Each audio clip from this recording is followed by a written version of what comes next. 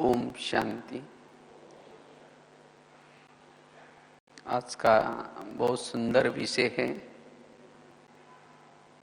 पुरुषार्थ में योग का महत्व एवं योग के लिए धारणाएं।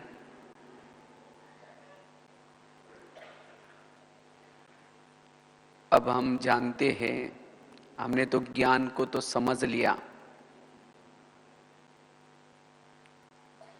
लेकिन ज्ञान समझने के बाद जो ज्ञान हम सुनते हैं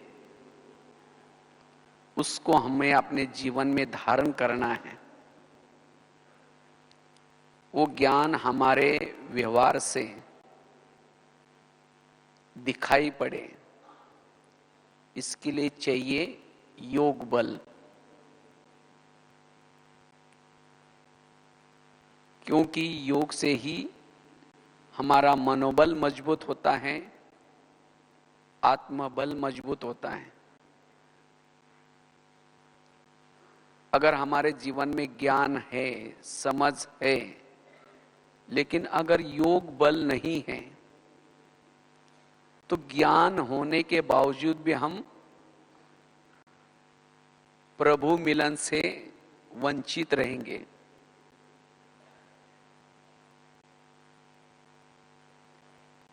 जो प्रभु मिलन से जो सुख मिलता है वो सुख अनुभव नहीं होगा। अगर हमारे पास योग की अनुभूति नहीं है तो जीवन में गुणों की भी कमी रहेगी, शक्तियों की भी कमी होगी, और जिसके कारण जीवन में विभिन्न प्रकार की समस्या, जो कुछ हमारे पुराने संस्कार हैं, वो पुराने संस्कार भी हमें तंग करते रहेंगे।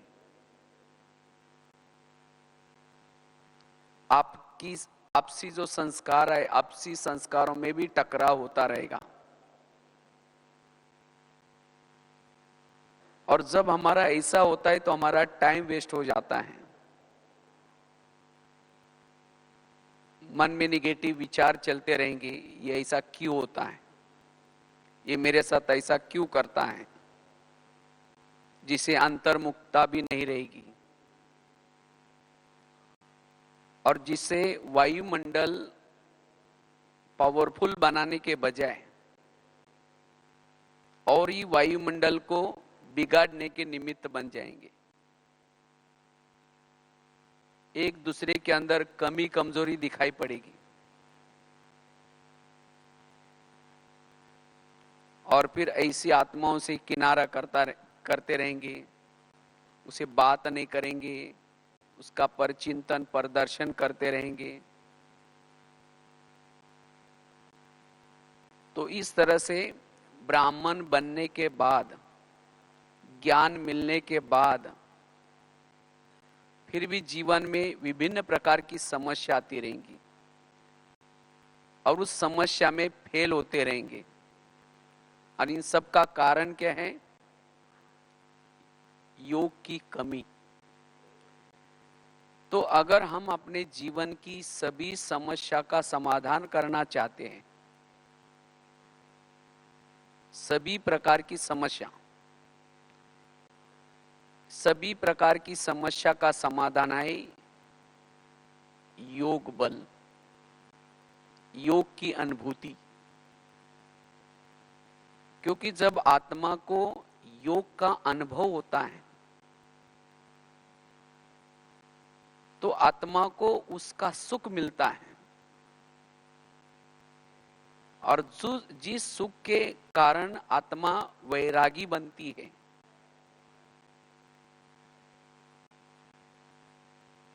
आत्मा की जन्म जन्मांतर की प्यास बुझ जाती है,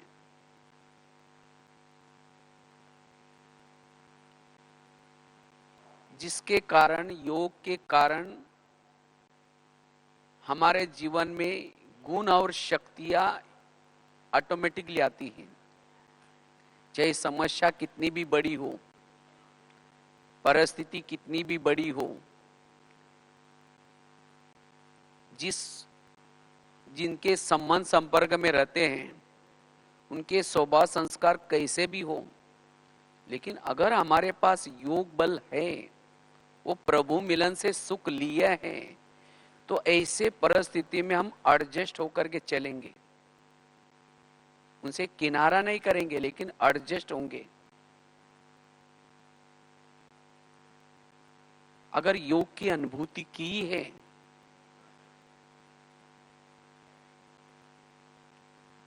तो कोई भी प्रकार के स्वभाव और संस्कारों के वश भी नहीं होंगे। हमारे अंदर जो पुराने संस्कार है, तो उन संस्कारों के वश हम क्यों हो जाते हैं? क्योंकि योग का सुख नहीं लिया है, क्योंकि आत्मा को सुख चाहिए। चाहे योग से सुख मिले, अगर योग से सुख मिलता है तो आत्मा क्षणिक सुखों के पीछे उसके वश नहीं होगी। जैसे कोई अगर जिलेबी खाता है, अगर उसको मुरमुरा दो, उसको फीका लगेगा, अच्छा नहीं लगेगा। इसी तरह जिसने योग से अति इंद्रिय सुख की अनुभूति की है, तो संस्कार के वश कैसा होगा? नहीं होगा। वो संस्कार विकार उसे फीके लगेंगे। तो अगर हम अपने संस्कार के वश हो जाते हैं, कभी कभी कोई कर्मेंद्रिय के वश हो जाते हैं, इन सब का कारण है योग की कमी। इसीलिए हम अपने दिनचर्या में रोज योग को महत्व दें। और जो आत्मा, ब्राह्मण आत्माएं योग को महत्व देती है, वो जीवन में निर्विघ्न चलती रहेगी। वो गुप्त रूप में वायुमंडल बनाने की सेवा करती रहेगी। वो कर्म योगी बनकर के रहेगी। इसलिए वर्तमान समय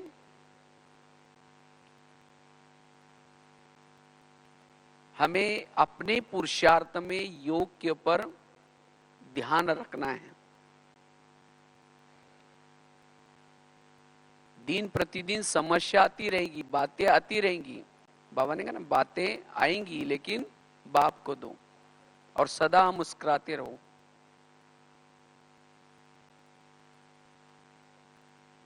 क्योंकि अब सुनने और सुनाने की सेवा कोई सुनेगा नहीं, लेकिन हमारी चेहरे पर मुस्कुराहट देखेगा। अगर हमारे चेहरे में मुस्कुराहट है तो लगेगा इनको कुछ मिला हुआ है। लेकिन वो चेहरे की मुस्कुराहट तब रहेगी जब हमारे जीवन में कोई समस्या नहीं, कोई विघ्न नहीं, मन में कोई हलचल नहीं, वो प्रभु मिलन का अंदर से वो सुख मिल रहा है, तब जाकर के वो चेहरे पर मुस्कुराहट होगी।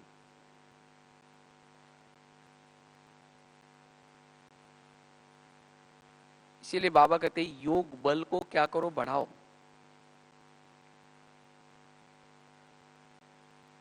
और योग से ही हम वायुमंडल को बहुत अच्छा बना सकते हैं, अपने वृत्ति को परिवर्तन कर सकते हैं। जो हमारी वृत्ति जो निगेटिव बनी है किसी के प्रति, अपने वृत्ति को परिवर्तन कर सकते हैं। इतना ही नहीं, औरों के भी वृत्ति को परिवर्तन कर सकते हैं। क्योंकि योग से जब सुख मिलता है तो दूसरे की कोई भी बातों के व्यवहार से हमें मन में निगेटिव विचार नहीं चलते, और जिसके कारण हमारे अंदर सहन शक्ति आती रहती है, क्षमा भाव, दया भाव, ये गुण आते रहेंगे, और जिसके कारण अन्य आत्मा भी हमारे लिए परिवर्तन हो जाएगी, उसकी वृत्ति भी परिवर्तन हो जाएगी। इसीलिए हमें योग बल को बढ़ाना है। और जितना हम योग बल बढ़ाते हैं, जैसे बाबा ने कहा ना, वायुमंडल बनाओ, क्योंकि अब वायुमंडल को पावरफुल बनाने की सेवा करने की जरूरत है। लेकिन ये सेवा कौन कर सकता है? जिसके पास योग बल है। क्योंकि अभी महारथी, हम महारथी किसको कहते हैं? एक तो होता है सेवा के महारथी, दूसरा होता है ज्ञान सुनाने वाले महारथी, और तीसरा होता है मनसा सेवा वाले। अभी तो प्रत्यक्ष रूप में कौन है? जो सेवा के फील्ड में है, या फिर जो ज्ञान की अच्छी अच्छी क्लासेस कराते हैं। लेकिन आगे चल करके जो जिन्होंने ज्ञान लिया और उस ज्ञान को धारण कर जिन्होंने योग बल को बढ़ाया, और उसी योग बल के द्वारा अन्य आत्माओं को गुप्त रूप में सहयोग दे रहे हैं, विश्व में वाइब्रेशन फैलाने का सेवा कर रहे हैं, सकाश दे रहे हैं, ऐसी आत्मा प्रत्यक्ष होंगी।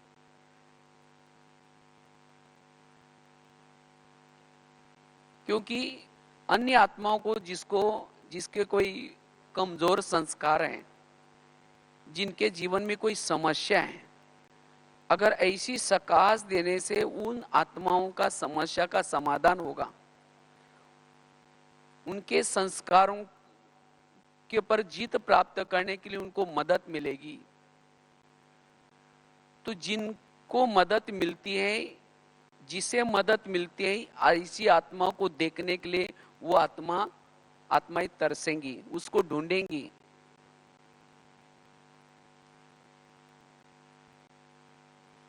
और अंतिम समय ऐसी आत्मा ही उसको अपना पूर्वज मान करके जाएगी, और वही आत्माएं फिर द्वापर युग में उसका भगत बनेगी। इसीलिए बाबा कहते बच्चे योग बल को बढ़ाओ, और जिससे आप अनेक भक्तों की निर्मिति कर सकते हैं, विश्व की सेवा कर सकते हैं।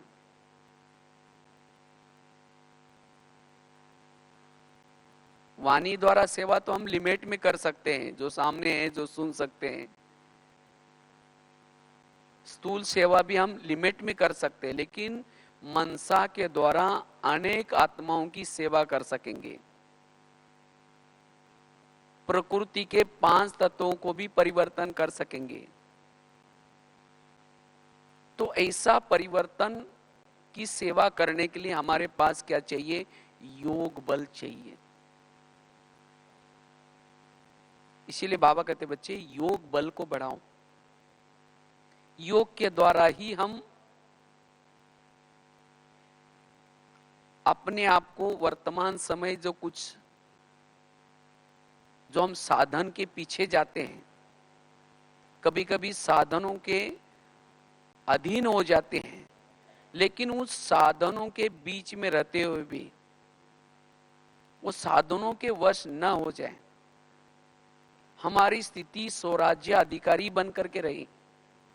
इसीलिए योग बल चाहिए। योग के द्वारा हमारी निरंतर आत्मिक स्मृति बनती है, निरंतर आत्मिक स्थिति रहती है, और जिसकी निरंतर आत्मिक स्थिति है, ऐसी आत्मा विकारों से, संस्कारों से सेप रह सकती है। अगर आत्मिक स्थिति नहीं है, देह का भान है, देह भान वालों के जीवन में समस्या ही समस्या होती। और देह भान का कारण क्या है? योग की कमी। इसीलिए हम अपने पुरुषार्थ में ज्यादा से ज्यादा योग को महत्व दें। समस्या का वर्णन करने के बजाय, विघ्नों का वर्णन करने के बजाय, संकल्प विकल्प चलाने के बजाय योग बल को बढ़ाएं। योग वर्णन करने से, चिंतन करने से निगेटिव वायुमंडल फैलेगा। लेकिन अगर हम अपने आप को साइलेंस करके अगर योग युक्त रहेंगे उस समस्या का समाधान निकलेगा। इसीलिए हमें पुरुषार्थ में योग को बढ़ाना है। योग के द्वारा ही हम जो कुछ ज्ञान सुनते हैं उसकी धारणाएं होंगी। योग के द्वारा हम ज्ञान के भी गहराई में जा सकते हैं। जितना हमारे पास योग बल है उतना हमारा मनन चिंतन चलता रहेगा। अगर योग बल की कमी है तो हमारा मनन चिंतन भी नहीं चलेगा। बुद्धि को जैसा ताला लग जाता है, जिसको बाबा कहते हैं ना, विचार सागर मंथन करो। क्योंकि विचार सागर मंथन करने के लिए अंतर्मुखता चाहिए, एकाग्रता चाहिए, और वो एकाग्रता अंतर्मुखता आएगी योग के द्वारा।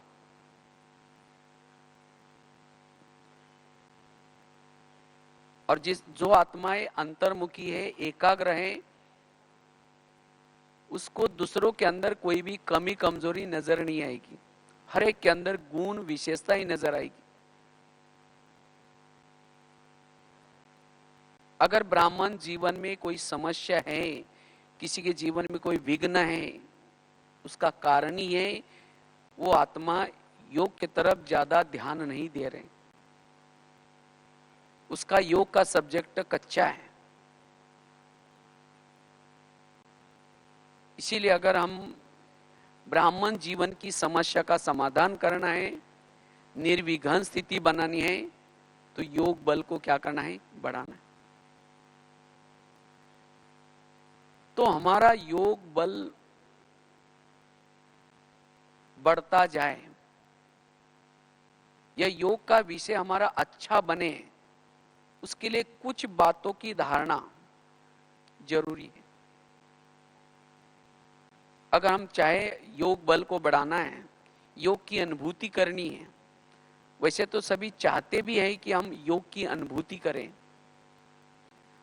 लेकिन योग का अनुभव क्यों नहीं होता? योग में क्यों विघ्न आते हैं? उसका कारण है उसकी कुछ धारणाओं की कमी।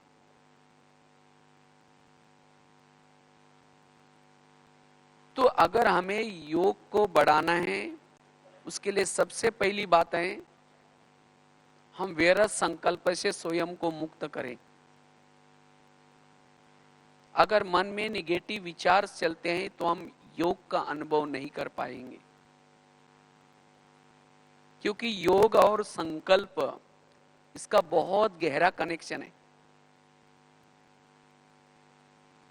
इसलिए शायद ही पिछले 2-3 सीजन से बाबा व्यर्थ के ऊपर बहुत अटेंशन खिंचवा रहे हैं। व्यर्थ से मुक्त बनो, क्योंकि जिसके संकल्प समर्थ हैं, समर्थ संकल्प वाला ही ऊपर जा सकता है, परमधाम में जा सकता है। अगर संकल्प निगेटिव है, संकल्प कमजोर है, वो आत्मा परमधाम में बाबा के पास जा नहीं सकती, वहां टिक नहीं सकती। और जिसके संकल्प निगेटिव व्यर्थ है, उसका मनोबल कमजोर होगा, आत्मबल कमजोर होगा। व्यर्थ संकल्प चलने से संकल्प पर कंट्रोल नहीं होगा, संकल्प की स्पीड बड़ी तेज होगी। और जिसके संकल्प में स्पीड तेज है वो आत्मा अनुभूति नहीं कर पाता, और जो स्वयं आत्मा अनुभूति में नहीं है वो प्रभु का आनंद, प्रभु मिलन का आनंद भी नहीं ले सकता। इसीलिए अगर योग की अनुभूति करनी है, व्यर्थ संकल्प से मुक्त, ये जो हमें रोज की मुरली मिलती है, विभिन्न प्रकार के क्लासेस मिलते हैं, ये सब किसी लिए मिलते हैं? हमारे जीवन में जो भी कुछ समस्या है, हमारे जीवन में जो कुछ विघ्न है, उस समस्याओं का समाधान करने के लिए विभिन्न प्रकार के पॉइंट्स मिलते हैं। तो जिसने इस ज्ञान को अच्छी तरह समझ लिया, मुरली को अच्छी तरह समझ लिया, वो व्यर्थ से मुक्त होगा।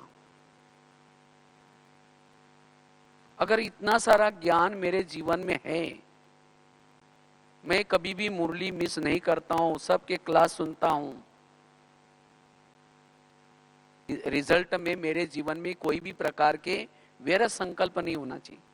अगर व्यर्थ संकल्प है, इसका मतलब उस ज्ञान को मैंने समझा ही नहीं, ड्रामा को समझा ही नहीं, कर्म गति को समझा ही नहीं, हर एक का पार्ट अपना अपना ये समझा ही नहीं। अगर ये नहीं समझेंगे तो संकल्प चलते रहेंगे। योग में बैठे हैं, लाल लाइट चल रहा है, गीत बज रहा है, तो भी संकल्प निगेटिव चलेंगे। अगर संकल्प निगेटिव चलेंगे तो योग का अनुभव कैसा होगा? कर्म योगी कैसे बन सकेंगे? इसीलिए अगर योग को बढ़ाना है, योग बल जमा करना है, व्यर्थ संकल्प से मुक्त बनना, जितना व्यर्थ संकल्प से मुक्त बनेंगे, योग का बहुत अच्छा अनुभव हम कर सकते हैं, कर्म योगी की स्थिति बना सकते हैं, स्वयं का आत्मबल बढ़ा सकेंगे। इसलिए चेक करना है मेरे संकल्प किस क्वालिटी के चलते हैं।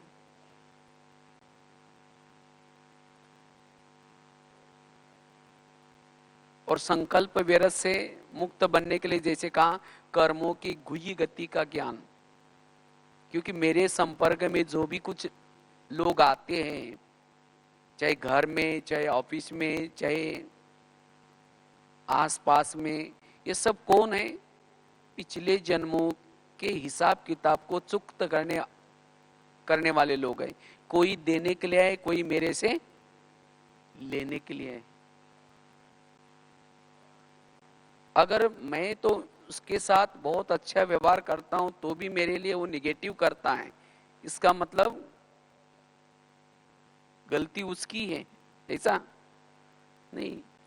इसका मतलब जरूर मैंने भी कभी उसके साथ ऐसा किया होगा, क्योंकि टाली कभी एक हाथ से नहीं बजती, टाली के लिए कितना हाथ चाहिए? 2 हाथ चाहिए। इसलिए मैंने भी कभी इसके साथ निगेटिव कुछ किया होगा, जिसका मेरा हिसाब किताब चुक्त कर रहा है, हो रहा है। इसलिए मुझे निगेटिव नहीं सोचना है। अपने मन को क्या करना है? ऐसे परिस्थिति में भी चुप रखना है। इसको कहेंगे इसने ज्ञान को समझ लिया, कर्म गति को समझ लिया। और मेरे जीवन की हर घटना में तो कल्याण है। बाबा ने मेरा ड्रामा बनाया, ड्रामा मेरा कैसा है? कल्याणकारी। मेरे जीवन की हर परिस्थिति कल्याणकारी है। तो जो भी कुछ परिस्थितियां मेरे जीवन में आती है, इससे भी मेरा कल्याण ही होगा।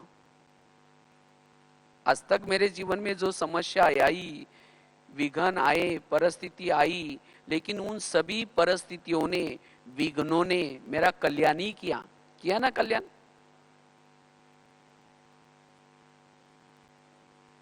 अगर वो विघ्न या परिस्थितियां न आती तो यहां कैसे आते?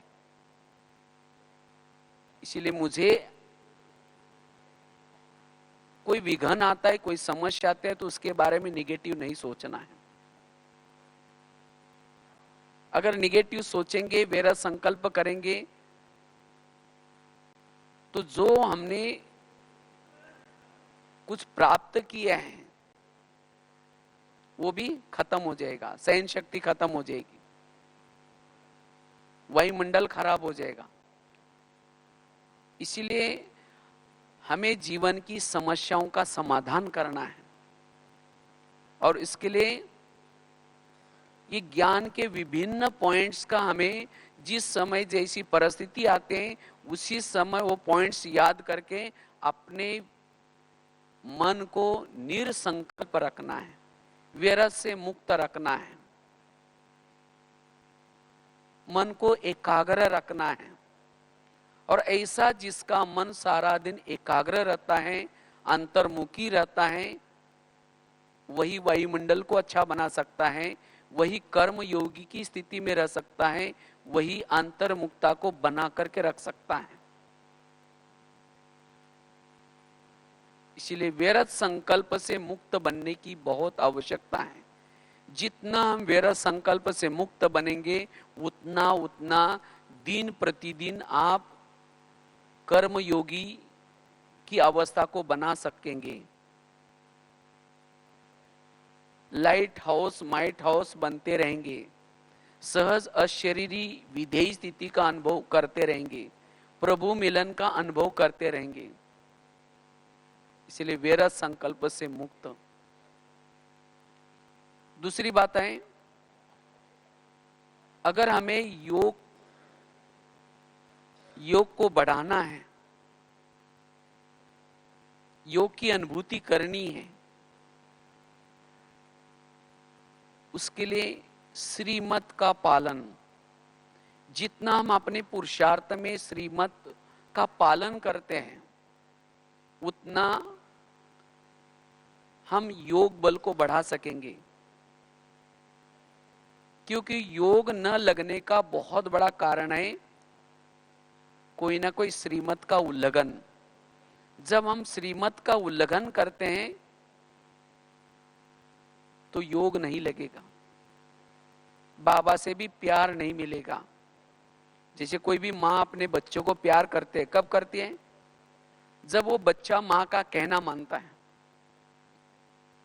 अगर माँ का कहना नहीं मानेगा तो माँ उसको प्यार नहीं करेगी, उसको सवेरे जल्दी उठाती है और कई बातें सुनाते हैं, बेटा आज कपड़े गंदे नहीं करना, किसी के साथ लड़ना झगड़ना नहीं। कई बातें सुना करके उसको स्कूल में भेज देते हैं। और बच्चा जब शाम को आता है, मम्मी मम्मी करता है, तो मम्मी उसको किचन से देखेगी खिड़की से, मैंने जो उसको कहा था वो करके आया?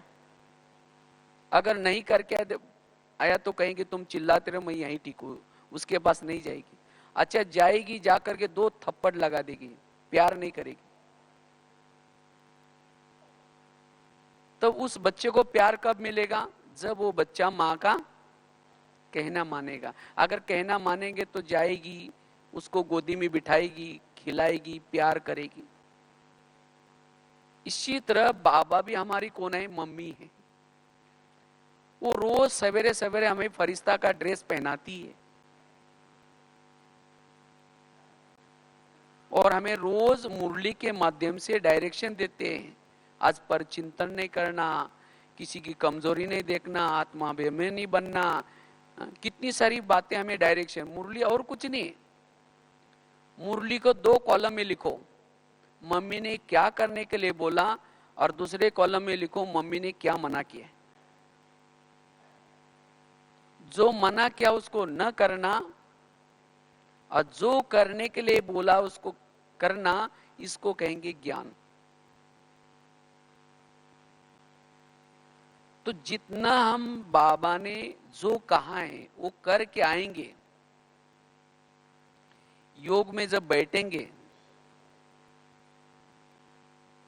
तो बाबा का बहुत प्यार मिलेगा। अगर हमने जो कहा वो किया नहीं और शाम को आकर ये योग में बैठेंगे, जैसे बच्चा कहता है मम्मी मम्मी, हम भी करते बाबा बाबा करते रहेंगे। जैसे मम्मी अपने किचन से खिड़की से देखती हैं तो बाबा भी ऊपर से परम धाम की खिड़की से देखेगा, मैंने जो उसको कहा वो करके आया। अगर नहीं करके आया बोलेगा तुम चिल्लाते रहे, मैं यही ठीक हूं। फिर तो आधा घंटा तो योग तो करते हैं लेकिन योग में प्यार नहीं मिला। अगर योग में बाबा का प्यार नहीं मिलता, इसका मतलब जरूर मेरे से कुछ गलतियां हो रहा है, मेरे से श्रीमत का उल्लंघन हो रहा है।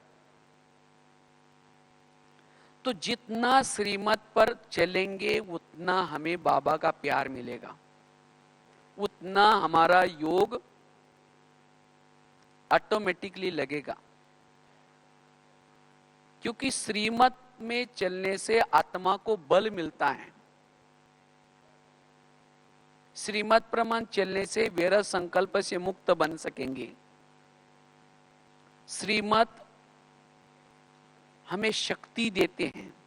जैसे श्रीमत अलग अलग प्रकार के श्रीमत है, रोज अमृत वेला उठ करके योग लगाना, रोज की मुरली सुनना, खान पान का श्रीमत, एक दूसरे के साथ कैसे व्यवहार करना है उसका श्रीमत, कई श्रीमत हमारे लिए ब्राह्मणों के लिए है। तो जितना हम श्रीमत का पालन करेंगे उतना हम शक्तिशाली बनते जाएंगे। लेकिन आजकल कई ब्राह्मण क्या करते हैं, श्रीमत में मनमत मिक्स कर लेते हैं। अगर श्रीमत में मनमत मिक्स करेंगे तो फिर योग की अनुभूति नहीं होगी, उसे विकर्म बनते जाएंगे। हमें तो 63 जन्मों से मनमत प्रमाण चले, परमत प्रमाण चले, और जिसके कारण अनेक जन्मों से बोझ बना हुआ है। उसी बोझ को ही अभी क्या करना है, उतारना है। उसके बजाय अगर ब्राह्मण बनने के बाद फिर भी हम श्रीमत का उल्लंघन करते रहेंगे, कोई ना कोई बहाना बता करके, कोई ना कोई बात बता करके, तो विकर्म का बोझ कम होने के बजाय और क्या हो जाएगा, बढ़ता जाएगा। अगर विकर्म का बोझ बढ़ेगा तो योग की अनुभूति कैसी होगी। इसीलिए कई भाई बहनें कहते हैं कि जब हम ज्ञान में आए थे तो हमारा बहुत अच्छा योग लगता था, हमें बहुत अच्छा अनुभव होता था, लेकिन अब पता नहीं क्या हो गया है। पता नहीं, हम इतना दिन से ज्ञान में चल रहे लेकिन पता नहीं और ही विघन आ रहे और ही हमारी खुशी गायब हो रहे। इसका कारण है जरूर कहीं ना कहीं मेरे से श्रीमत का उल्लंघन हो रहा है। इसीलिए जितना हम श्रीमत प्रमाण चलते रहेंगे उतना हम योग का अनुभव कर सकेंगे, अपने आप को शक्तिशाली बना सकेंगे। कुछ भी हो जाए मुझे श्रीमत का पालन करना है।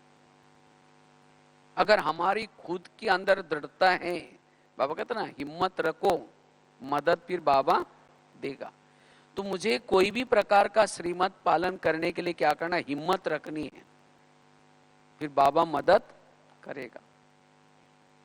तो श्रीमत के द्वारा ही हम योग बल को बढ़ा सकेंगे। तीसरी चीज है, अगर हमें योग की अनुभूति करनी है उसके लिए योग को भी हमें समझने की जरूरत है। योग को यथार्थ समझना है। अगर योग करते समय हम योग को यथार्थ समझेंगे नहीं तो फिर योग लगेगा कैसा, योग बल कैसा बढ़ेगा। अगर मेरे पास ही योग बल नहीं है तो वायुमंडल को बनाने की हम सेवा कैसे कर सकेंगे। इसीलिए योग को हमें क्या करना है, यथार्थ समझना है। यथार्थ योग, यथार्थ योग अर्थात जिसको बाबा कहते हैं विधि पूर्वक योग। जब विधि से करेंगे तभी सिद्धि मिलेगी। अगर रोज हम नियम अनुसार योग में बैठ तो जाते हैं, अमृत वेला करते हैं, क्लास के पहले आकर के योग करते हैं, लेकिन तो भी अनुभव नहीं है। जैसे कल की भी बाबा की संडे की मुरली थी ना, अब अनुभव की क्या बनो, अथॉरिटी बनो। क्योंकि अनुभव वाली आत्मा कभी भी हलचल में नहीं आएगी।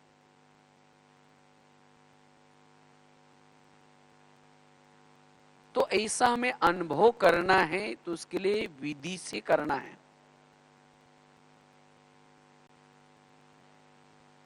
और योग की यथार्थ विधि है मन को समझना और बुद्धि को समझना। क्योंकि योग के लिए ये दो चीजें बड़ी इंपॉर्टेंट है, बुद्धि और मन। बुद्धि का काम है विजन बनाना, दृश्य बनाना। बुद्धि दृश्य की भाषा जानती है, और जैसे बुद्धि के अंदर के दृश्य होते हैं वैसे मन में थॉट्स चलते हैं, विचार चलते हैं। ये सिस्टम है। जैसे अभी ये कैमरा सामने लगा हुआ है, जैसा कैमरा के सामने जो चित्र होगा वही चित्र टीवी में आता है। इसी तरह बुद्धि एक कैमरा है, मन एक टीवी है। जो विजन बुद्धि के सामने होता है वही थॉट्स मन में चलते हैं। ये सिस्टम है। लेकिन कभी कभी हम जब योग में बैठते तो हमारे योग में व्यर्थ विचार चलते रहते हैं। हम कहते हैं ये व्यर्थ विचार क्यों आ रहे हैं, मैं तो योग में बैठा हूं। भले हमारी आंखें तो बाबा के फोटो को देख रहे हैं, लेकिन मन रूपी आंख, बुद्धि रूपी आंख या बुद्धि रूपी कैमरा व्यर्थ की तरफ देख रहा है। जहां बुद्धि होगी, जहां ध्यान होगा, वहां मन होगा। इसलिए ध्यान में बैठने के बाद भी चेक करो कि मेरा ध्यान कहां है। बैठे ध्यान में, लेकिन ध्यान कहीं और है। और कैसे पता चलेगा वो? मेरे मन के थॉट्स कहां है वो चेक करो। और उसी समय बुद्धि को समझाओ, बुद्धि से बात करो, हे बुद्धि तुम क्या देख रहे हो? तुमको तो मैंने कहा था कि शिव बाबा को देखना है, उसके बजाय तुम उन बातों में क्यों गई हो? तो बुद्धि को निकाल करके बाबा के ऊपर लगा दो, बाबा के साथ लगा दो। माया क्या करते हैं? बुद्धि के सामने सारा दिन जो देखा, जो विघन आए, जो समस्या आई, उसके तरफ बुद्धि लेके जाएगी। लेकिन आपको क्या करना है? उस बुद्धि को बार बार बाबा के तरफ लगाना है। इसीलिए बाबा कहते नहीं, योग एक प्रकार का युद्ध है। बार बार अगर आप बुद्धि को बाबा के तरफ लगाएंगे तो फिर बुद्धि वहां जाएगी नहीं व्यर्थों के तरफ। और जब बुद्धि बाबा के तरफ जाएगी, वो विजन बनाएगी, तो ऑटोमेटिकली मन के भी विचार पॉजिटिव चलेंगे, शक्तिशाली चलेंगे, और जिससे फिर आपको अनुभव होगा। नहीं तो कई भाई बहने 1 घंटा आधा घंटा तो बैठ तो जाते हैं, लेकिन बुद्धि कहीं और है, मन में कोई व्यर्थ विचार है, और जिसके कारण अनुभव नहीं है। अनुभव, अनु मतलब आत्मा। वास्तव में हम योग में जब बैठते हैं तो योग के बाद सबसे पहला अनुभव आत्मिक अनुभव होता है। और जिसको आत्मिक अनुभव होता है उसको शांति का, शक्ति का, सभी प्रकार का अनुभव होता है। और सारा दिन जिसने यथार्थ योग किया है उसकी सारा दिन नेचुरल अशरीरी स्थिति रहेगी, विधेयी स्थिति रहेगी। और जिसकी सारा दिन ऐसी नेचुरल अशरीरी स्थिति है, विधेयी स्थिति है, ऐसी आत्मा वायुमंडल को बना सकेगी। अगर ऐसी आत्मा के सामने कोई विघन भी आए, कोई बातें भी आई, उस बातों का चिंतन, विघ्नों का चिंतन नहीं चलेगा। ऐसी नेचुरल स्थिति रहने से पुराने उसके संस्कार भी उसके ऊपर अटैक नहीं करेंगे। इसीलिए हमें यथार्थ योग करना है।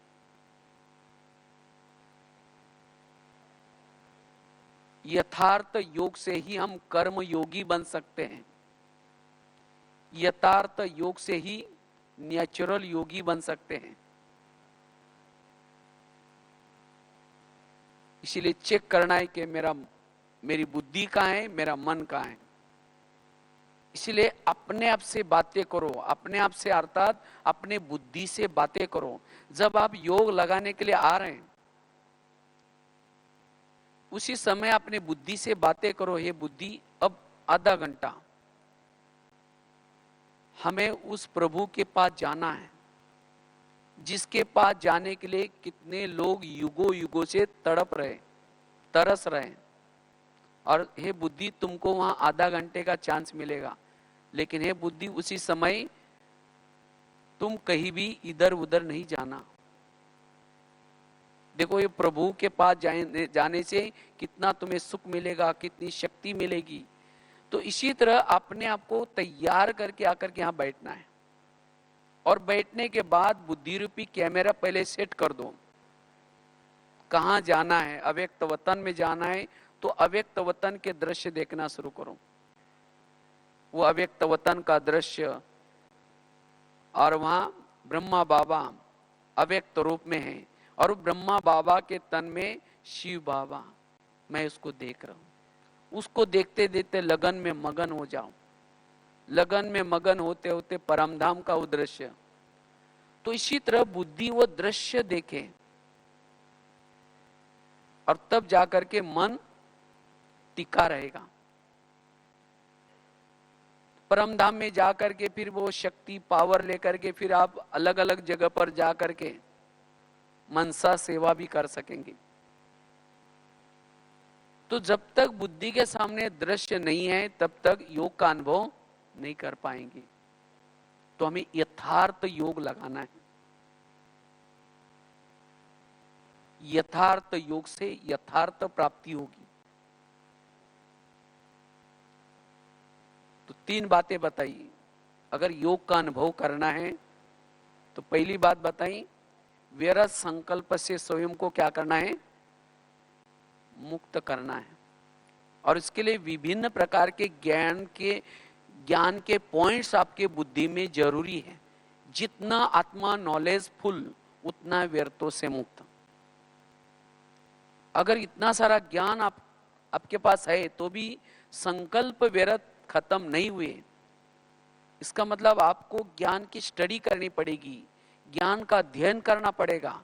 रोज थोड़ा सा टाइम निकाल करके ज्ञान या मुरली को दोबारा रिवाइज करना पड़ेगा, तब उस व्यर्थों से मुक्त बनेंगे, योग युक्त स्थिति रहेगी। दूसरी बात बताई, श्रीमत का पालन।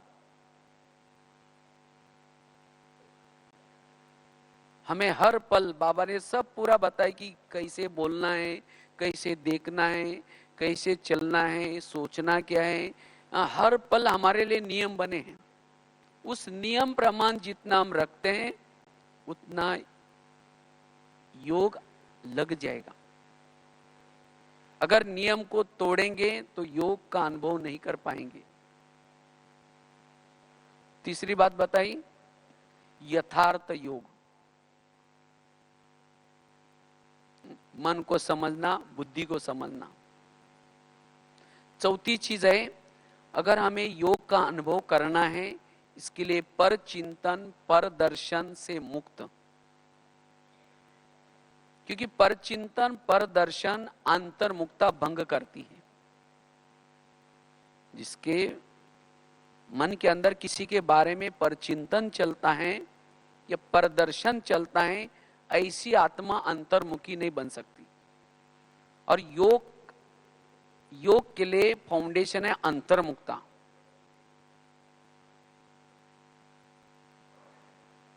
इसीलिए बाबा कभी कभी मुरलियों के अंदर कभी कभी धारणा की मुरली चलाते हैं। बाबा कहते हैं ना, बच्चे झगमुई झगमुई नहीं करो, कुसंग से स्वयं को बचाओ।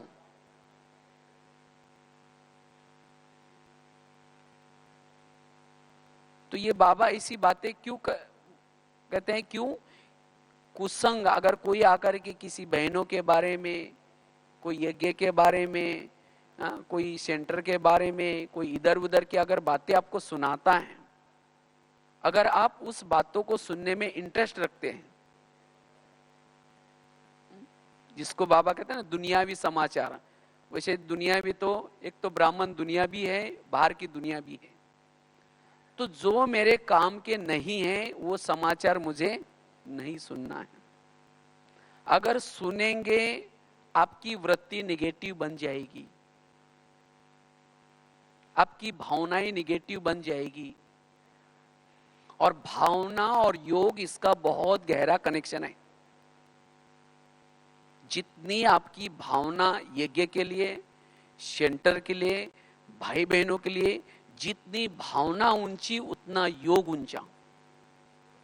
इसीलिए कई कहते हैं ना, हम जब पहले यहां आए थे हमारा योग बड़ा अच्छा लगता था, लेकिन अब पता नहीं क्या हो गया। ये क्या हो गया, इसका कारण है परचिंतन परदर्शन। जब हम यहाँ आए थे तो हमारी मधुबन के लिए, सेंटर के लिए, भाई बहनों के लिए, हर एक के लिए भावना ऊंची थी, क्योंकि हम उनके गुण देखते थे। लेकिन जैसे ज्ञान में आए, जैसे संबंध संपर्क में आए, किसी ने आकर के किसी की व्यर्थ बातें सुनाना शुरू किया, हमने उसको नजदीक जाकर के सुना, और क्या हुआ, और क्या हुआ। और ऐसी व्यर्थ बातें सुनने से हमारे संकल्प बार बार निगेटिव चले और भावना बिगड़ गई, और भावना बिगड़ी तो योग भी कम हो गया। इसीलिए हमें ऐसी बातें नहीं सुननी है, पर चिंतन पर दर्शन से मुक्त बनना है।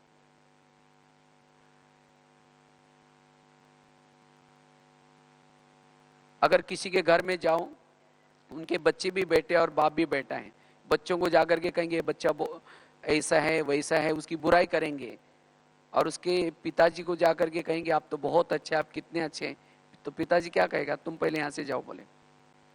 क्योंकि हर माँ बाप को अपना बच्चा प्यारा लगता है। बच्चा लूला हो, लंगड़ा हो, कैसा भी हो, माँ बाप को प्यारा लगता है। इसी तरह सारी दुनिया के जितने भी लोग हैं, किसके बच्चे हैं, बाबा के बच्चे। अगर ऐसी बच्चों की हम ग्लानि करेंगे, ये ऐसा है, ये ऐसा है, और बाबा के पास जाकर के कहेंगे योग में, मीठे बाबा, प्यारे बाबा, आप शांति के साथ, बाबा कहेंगे तुम पहले यहां से जाओ। और फिर कहते योग लगता ही नहीं, बाबा प्यार करता ही नहीं। क्यों? जिसको बाबा कहते हैं मीठे बच्चे, हम कहते इसको कोई अक्ल ही नहीं है, ये ऐसा करता है, ये करता है। तो इसीलिए हमें किसी का भी पर चिंतन नहीं करना है। पर चिंतन वाला योग का अनुभव नहीं कर सकता।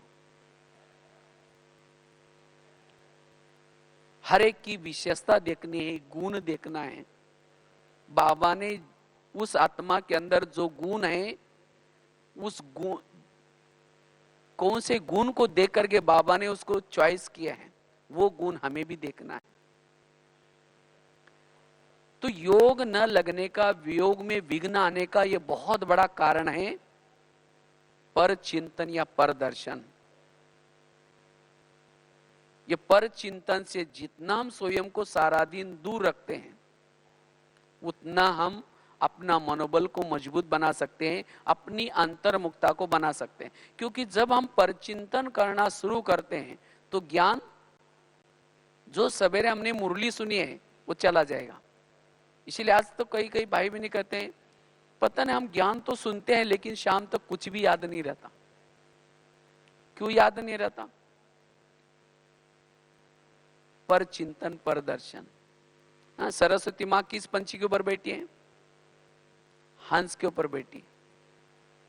हंस अर्थात मोती चुगता है, गुण देखता है। तो अगर सारा दिन हमारी गुणग्राही दृष्टि है, तभी सरस्वती माँ अर्थात जो हम ज्ञान सुनते हैं हमारे बुद्धि में बैठेगा। अगर मेरे बुद्धि में ज्ञान नहीं बैठता, उसका चिंतन नहीं चलता, इसका कारण है मैं किसी के अवगुण देखता हूं, और अवगुण देखने से, उसका चिंतन करने से वृत्ति निगेटिव बन जाएगी, और वृत्ति से वायुमंडल फैलता है। एक बार अगर वृत्ति निगेटिव बन गई तो उस व्यक्ति को देखते ही हमारे से वायुमंडल भी निगेटिव फैलेगा। इसीलिए मेरी वृत्ति किसी के लिए निगेटिव ना बने, इसीलिए मुझे क्या करना है, किसी का भी पर चिंतन पर दर्शन नहीं करना है। अगर मन में किसी के लिए निगेटिव विचार आते भी हैं तो अपने मन से बातें करो, हे मन, जिसके लिए तुम निगेटिव सोच रहे हैं वो आत्मा तो बाबा को कितना प्रिय है, और तुम उसके लिए निगेटिव क्यों सोच रहे हैं? अपने मन से बातें करके व्यर्थों से स्वयं को मुक्त रखना है, तब जाकर के हम योग का अनुभव कर सकेंगे। तो कितनी धारणा बताई? 4 धारणा बताई। पहली बताई व्यर्थों से मुक्त स्वयं को करना, व्यर्थ संकल्प से मुक्त रखना। दूसरी बात बताई श्रीमत का पालन, तीसरी बात बताई यथार्थ योग। चौथी बात बताई पर चिंतन पर दर्शन से स्वयं को मुक्त रखना। पांचवी बात है अगर हमें योग का अनुभव करना है इसके लिए सारा दिन जितना हम सोमानों में रहते हैं, जितना हम सोमान में रहते हैं उतना हमारी आंतरिक शक्तियां जागृत होती हैं। सोमान से योग हमारा बहुत अच्छा लगेगा, क्योंकि सोमान अर्थात शुद्ध संकल्प, पॉजिटिव संकल्प।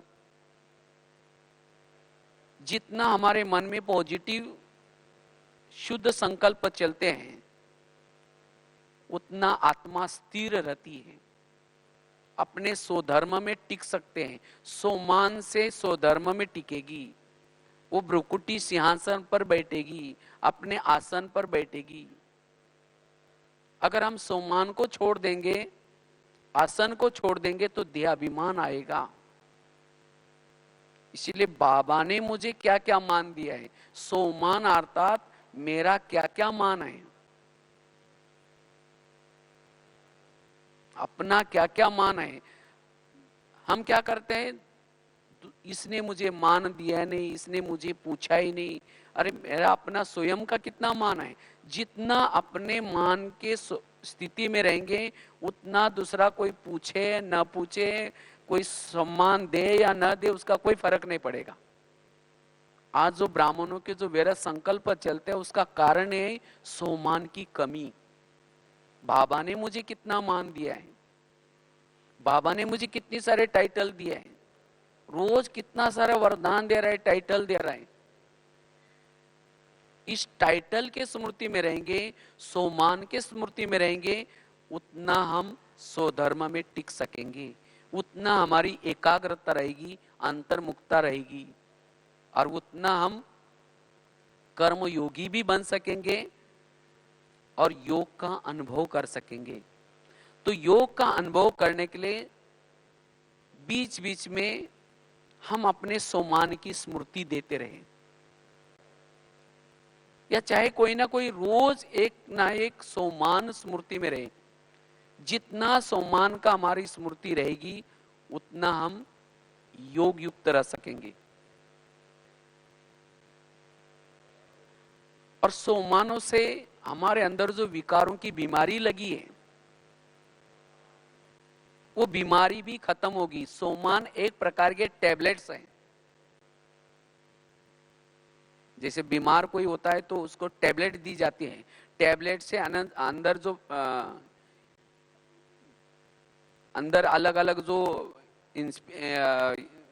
वायरस होता है उसके ऊपर एक बल मिलता है। तो इसी तरह जिस प्रकार का मेरे अंदर विकार है, हर विकार के ऊपर जीत प्राप्त करने के लिए टैबलेट्स अलग अलग है।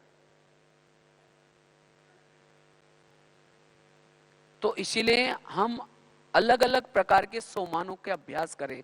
तो सोमान को अभ्यास करने से उस विकार के ऊपर हम जीत प्राप्त कर सकेंगे, हमारे अंदर एक प्रकार का बल आएगा और हम योग युक्त रह सकेंगे।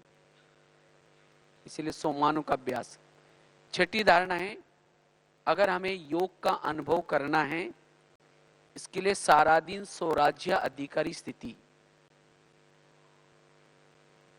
अगर सारा दिन हमारी स्वराज्य अधिकारी स्थिति है, हम योग का अनुभव कर सकेंगे। जो स्वराज्य अधिकारी है उसकी हर इंद्रिया उसके वश में है, क्योंकि शरीर हमारा एक किला है और इस किले के अंदर आत्मा राजा रहता है। जैसे पहले जमाने में राजा एक किले में रहते थे और किले के कई दरवाजे रहते थे। अगर कोई भी दरवाजे में आता है तो उसकी पूछताछ होती थी, किसी ले जा रहा है, क्यों जा रहा है। इसी तरह हमें भी इस शरीर रूपी किले का हर दरवाजा मजबूत चाहिए। कान, मुख, आंखें, अगर हम शरीर रूपी किले में रहते हैं, लेकिन आंखों से कुछ भी आ रहा है, कानों से भी कुछ भी आ रहा है,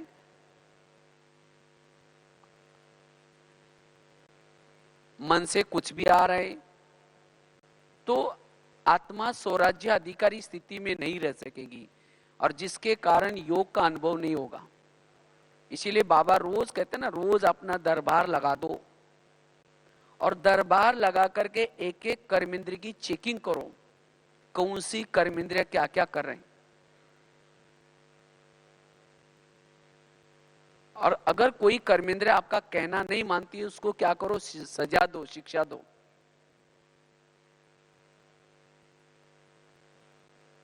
तो जितना हम स्वराज्याधिकारी बन करके हर कर्मेंद्र की चेकिंग करते हैं, उतना हम योग युक्त रह सकेंगे। क्योंकि माया कहीं बाहर से नहीं आती, माया आते हैं अंदर से। जैसे कोई अगर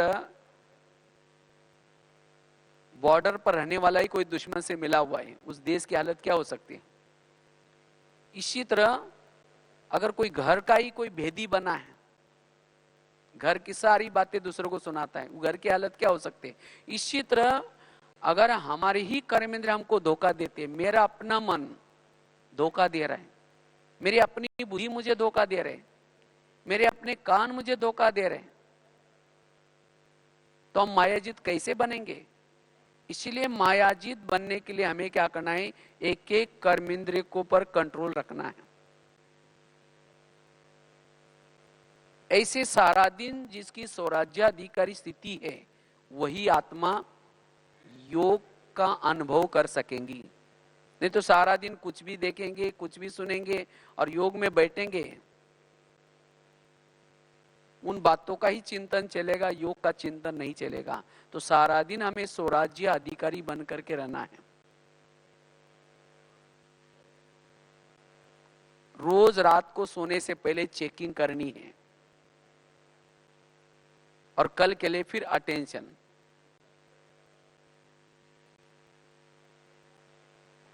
सातवीं धारणा है लास्ट की, अगर हमें योग बल को बढ़ाना है, इसके लिए निरहंकारी स्थिति। जितना हम निरहंकारी स्थिति में रहते हैं, उतना योग युक्त बन सकेंगे। अगर हमारे अंदर कोई प्रकार का अभिमान है, अभिमान वाला योग युक्त नहीं बन सकता। क्योंकि अभिमान आने से संकल्प चलते हैं, व्यर्थ संकल्प चलते हैं, और वो अभिमान से हम दूर रहे, कराने वाला बाबा है, मैं निमित्त हूं। जितना निरहंकारी नम्रचित, उतना हमारे जीवन में गुण और शक्तियां रहेगी। थोड़ा अभिमान आया, गुण और शक्तियां चली गई। अभिमान आने से गुणों का गुलदस्ता मुरझा जाता है, सब गुण और शक्तियां चली जाते हैं, अकेला महसूस करेंगे। इसीलिए चाहे हम कितना भी सेवा करते रहे, हमारे जीवन में कितना भी सफलता मिलती रहे, लेकिन ये सफलता का देन है बाबा। बाबा मेरे से करा रहा है, मैं निमित्त हूं, करण कनावरहार बाबा है। तो जितना हमारे अंदर ये निरहंकारी स्थिति रहेगी, उतना हम व्यर्थ से मुक्त होकर के एकाग्र बन सकेंगे, योग युक्त रह सकेंगे। तो योग न लगने का कारण है, कभी कभी हमारे जीवन में कोई सफलता मिलती है, जितना हम आगे बढ़ते हैं, उसके अंदर फिर कभी कभी अभिमान आने की संभावना है। अगर अभिमान आया तो योग से दूर रहेंगे, क्योंकि अभिमान वाला करता बहुत है, लेकिन संकल्प नेगेटिव, और उसके कारण कभी कभी हम व्यर्थों में चले जाते हैं। इसीलिए अगर योग युक्त स्थिति बनानी है, निरहंकारी, और निरहंकारी बनने का आधार है निराकारी स्थिति। जितना हम निराकारी स्थिति में रहते हैं, उतना सारा दिन हमें कोई भी प्रकार का अभिमान नहीं आएगा, ना कोई गुणों का अभिमान, ना कोई विशेषता का अभिमान, और निरहंकारी वालों का प्रभाव पड़ता है। जितना हम निरहंकारी रहते हैं, जितना सिंपल रहते हैं, उसका प्रभाव रहता है। जितना त्यागी उतना तपस्वी, जितना वैरागी उतना तपस्वी। इसीलिए बाबा कहते बच्चे निरहंकारी बनो, और वो मेरी निरहंकारी स्थिति बनी रहे। निरहंकारी का जैसे कहा कि आधार है निराकारी स्थिति, और निराकारी स्थिति कब बनेगी? जितना हमारा अमृत वेला का योग अच्छा है। अमृत वेला का योग अच्छा, उसके बाद क्लास के पहले आकर के योग युक्त होकर के बैठेंगे, आधा घंटा क्लास के पहले योग करेंगे, फिर मुरली अच्छी तरह ध्यान से सुनेंगे। अगर ये हमारे रोज के दिनचर्या में ये 3 बातें हैं, अमृत वेला का योग, क्लास के पहले का आधे घंटे का योग और मुरली, ये 3 चीजें हमें निराकारी स्थिति में स्थित करेगी, आत्मानुभूति कराएगी। और जिसकी आत्मानुभूति है वो सारा दिन योग युक्त रह सकता है। अब कई तो हम शुरू में तो आए थे, मुरली तो अच्छी सुनते थे, योग भी करते थे, लेकिन आजकल थोड़ा ब्राह्मणों में ढीलापन आता जाता है। क्या करते हैं, क्लास के पहले आधा घंटा योग नहीं करेंगे, सीधा आकर के मुरली सुनेंगे। अगर केवल मुरली ही सुनते तो मुरली में एकाग्रता नहीं आएगी। जो मुरली से जो बल है वो बल नहीं मिलेगा, नशा नहीं चढ़ेगी, और जिसके कारण फिर सारा दिन देहाभिमान होगा, और जब देहाभिमान होगा तो सारा दिन बुद्धि हद में रहेगी। क्योंकि निराकारी स्थिति में रहने वाला किसी के भी प्रभाव में नहीं आएगा, ना कोई व्यक्ति के प्रभाव में आएगा, ना कोई वस्तु के प्रभाव में आएगा। क्योंकि आजकल साधन इतने निकलते जा रहे हैं, बहुत अच्छे अच्छे साधन निकलते जा रहे हैं। अगर हमारा थोड़ा भी देहाभिमान है, हम साधनों के वश होंगे, साधनों के वश होंगे या कोई व्यक्ति के वश होंगे, और जहां वश में है वहां योग युक्त स्थिति नहीं होगी। इसीलिए स्वयं को सेफ रखने का साधन है ये निराकारी स्थिति। जितना हम निराकारी स्थिति में रहते हैं उतना निरहंकारी रहेंगे, और जितना निरहंकारी उतना योग युक्त। इसीलिए बाबा ने भी अंतिम समय के 3 शब्द यूज किए थे, बच्चे निराकारी बनो, निर्विकारी बनो, निरहंकारी बनो। और जितना हम निरहंकारी है उतना हर जगह पर, जैसे भी हर परिस्थिति में स्वयं को एडजस्ट कर सकेंगे, स्वयं को हर्षित मुख रख सकेंगे, स्वयं को सदा खुश मिजाज बना करके रख सकेंगे।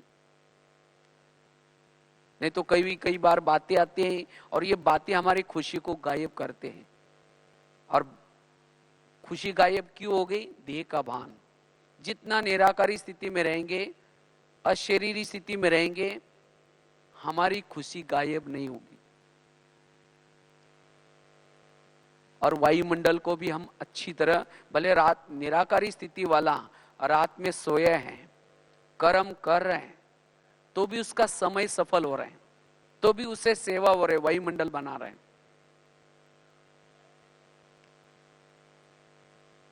इसीलिए हमारी ऐसी निरंतर योगी की स्थिति रहे, निरंतर स्थिति रहे, क्योंकि भविष्य में समय आने वाला है। तो भविष्य में चाहे विकारों का भी प्रकोप बढ़ता ही जाएगा, विघ्नों का भी प्रकोप बढ़ता ही जाएगा। तो ऐसे परिस्थिति में स्वयं को अचल अडोल बनाने के लिए हमें क्या करना है? योग बल को बढ़ाना है। और जितना हमारा योग बल बढ़ता जाएगा उतना हमारे अंदर लाइट हाउस, माइट हाउस स्थिति, बाप समान, जो बाबा के जो गुण हैं वो गुण हमारे जीवन में दिखाई पड़ेंगे। सहन शक्ति का गुण, क्षमा का गुण। बाबा तो सागर हैं, लेकिन हमारे अंदर वो स्वरूप दिखाई पड़ेगा। उतना हम सबके प्यारे बनते जाएंगे। इसीलिए वर्तमान समय अनुसार हमें योग बल को क्या करना है, स्वयं को बढ़ाना है। तो जितना हम योग बल को बढ़ाते जाएंगे उतना हमारे जीवन में जो छोटी छोटी समस्या आती है, चाहे संस्कारों की समस्या, स्वयं के संस्कार की समस्या, आपसी संस्कार की समस्या, उन समस्या से स्वयं को मुक्त रख सकेंगे, अपनी वृत्ति को बदल सकेंगे। इसीलिए योग बल को बढ़ाने के लिए जैसे 7 बातें आपको सुनाई, ये 7 बातें आपको बहुत मदद करेगी। इन बातों की कमी यही हमारे विघ्नों का कारण है, व्यर्थों का कारण है। और इस कारणों का हमें क्या करना है, निवारण। तो 7 बातें लास्ट में, पहली बात बताई थी व्यर्थ संकल्प से मुक्त, दूसरी बताई श्रीमत का पालन, तीसरी बात बताई थी यथार्थ योग, चौथी बताई थी पर चिंतन पर दर्शन से मुक्त, पांचवी बताई थी स्वराज्याधिकारी स्थिति, सोमानों के अभ्यास छठी बात, और सातवीं बताई थी निरहंकारी स्थिति। तो अगर इन 7 बातों की स्थिति में हम रहते हैं तो सहज ही हम योग युक्त रह सकेंगे। और जो बाबा हमारे से चाहता है वायुमंडल बनाने की सेवा, ये वायुमंडल बनाने की सेवा हम कर सकेंगे और स्वयं को भी सदा शक्तिशाली उस परिस्थितियों से भी ऊपर रख सकेंगे। तो यही वर्तमान समय का हमारा पुरुषार्थ है। और उतना ही जितना हम योग बल को बढ़ाते रहेंगे उतना हमारे अंदर वैराग की स्थिति आएगी, उतना हमारे अंदर उपरामता आएगी। तो यही हमें पुरुषार्थ करना है। ठीक है, ओम शांति।